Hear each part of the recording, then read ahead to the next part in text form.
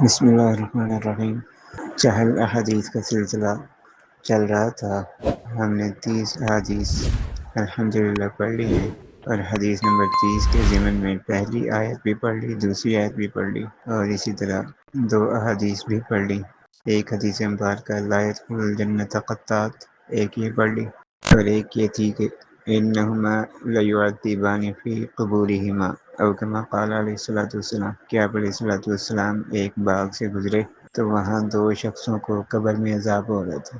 تو آپ نے فرمایا کہ ایک کو پیشاب کے چھینٹوں سے نہ بچنے کی وجہ سے عذاب ہو رہا ہے، اور دوسرے کو چغلی کرنے کی وجہ سے عذاب ہو رہا ہے۔ تو یہ 2 حدیثیں الحمدللہ ہم پڑھ چکے ہیں۔ آج ہم پڑھیں گے کہ چغلی کرنے کے نقصانات کیا ہیں۔ چغلی کی مثالیں کیا ہو سکتی ہیں؟ چغلی کی کچھ مثالیں بھی آپ کے سامنے ذکر ہو جائیں تو مناسب ہے۔ مثلا کلاس میں ایک لڑکا ٹیچر کو شکایت لگاتا ہے کہ سر اس فلاں لڑکے نے گالی دی ہے، اس فلاں لڑکے نے بدتمیزی کی ہے، مارا ہے، برا بھلا کہا ہے، حالانکہ اس نے نہیں کہا ہوتا۔ تو یہ گویا کہ استاد کو ابھار رہا ہے کہ وہ دوسرے لڑکے کو کیا کرے، سزا دے، اس کو مارے، اس کو ڈانٹے، سب کے سامنے اس کی بے عزتی کرے۔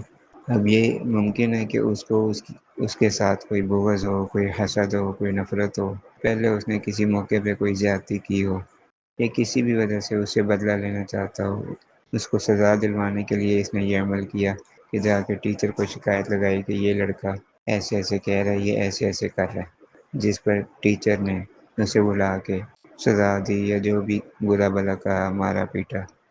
تو یہ چغلی کی ایک مثال ہے۔ اسی طرح چغلی کرنے کی ایک مثال یہ ہے کہ ایک شخص دوسرے شخص کو کہتا ہے کہ وہ تیری بیوی ایسی ہے، تیری بیوی کو میں نے فلاں جگہ دیکھا، تیری بیوی نے تیرے بارے میں یہ کہا، اور تمہاری بیگم یہ کرتی ہے، تمہاری بیگم وہ کرتی ہے، اس نے مجھے یہ کہا، تمہارے بارے میں اس طرح کا نظریہ رکھتی ہے، وغیرہ وغیرہ، یہ فلاں کے ساتھ اٹھتی بیٹھتی ہے۔ تو یہ گویا کہ یہ شخص دوسرے شخص کو ابھار رہا ہے اس بات پر کہ وہ اپنی بیوی کے خلاف کوئی ایکشن لے، کوئی کارروائی کرے، اور اگر وہ شخص بلا تحقیق، بلا یعنی ورکنگ کیے بغیر اس کی باتوں میں آ کر جا کر اپنی بیوی کے خلاف کوئی کارروائی کرتا ہے، اس کو مارتا ہے، پیٹتا ہے، یا اس کو دھمکیاں دیتا ہے، یا اس کو گھر سے نکال دیتا ہے، یا اس کو طلاق دے دیتا ہے، تو سبب کون بنا؟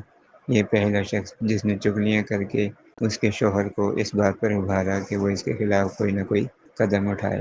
اسی طرح بھائی بھائی کو آپس میں لڑوانے کے لیے لوگ چغلیاں کرتے ہیں کہ ایک شخص بھائی سے کہتا ہے کہ وہ تیرا بھائی یہ کرتا ہے، دوسرے سے جا کے کہتا ہے تیرے بھائی تیرے بارے میں ایسے کہہ رہے تھے، وہ یہ کرنے کا ارادہ رکھتے ہیں، وغیرہ وغیرہ۔ تو اس طرح سے 2 بھائیوں میں لڑائی ہو سکتی ہے۔ اسی طرح اولاد کو ماں باپ سے دور کرنا، یا ماں باپ کو اولاد سے دور کرنے کے لیے بھی لوگ اپنا کردار ادا کرتے ہیں۔ تو یہ سب چغلیاں کرنے کی وجہ سے ہوتا ہے۔ اسی طرح ساس اور بہو میں، بہو اور ساس میں دوریاں پیدا کرنا، نفرتیں، لڑائی جھگڑے پیدا کرنا، یہ کوئی ایک ہوتی ہے خاتون خاندان میں جو تیلی لگاتی ہے، جو کبھی ساس کو ابھارتی ہے، کبھی بہو کو ابھارتی ہے، کہ بہو کو کہتی ہے کہ آپ کی ساس ایسے ہیں، وہ ایسے ہیں، وہ ایسے کرتی ہیں، آپ کے بارے میں یہ کہتی تھی، وہ آپ کے ساتھ یہ کریں گی، ٹھیک ہے۔ اور کبھی ساس کو کہتی ہے کہ تمہاری بہو یہ کہتی ہے، تمہاری بہو ایسے کرتی ہے، وغیرہ۔ تو اس طرح سے گھر میں دنگا فساد، لڑائی جھگڑا جو ہے نا وہ شروع کروایا جاتا ہے۔ تو بہرحال اللہ تعالیٰ سے دعا ہے کہ اللہ تعالیٰ ہمیں چغلی سے، غیبت سے اور جھوٹ سے بچنے کی توفیق عطا فرمائے۔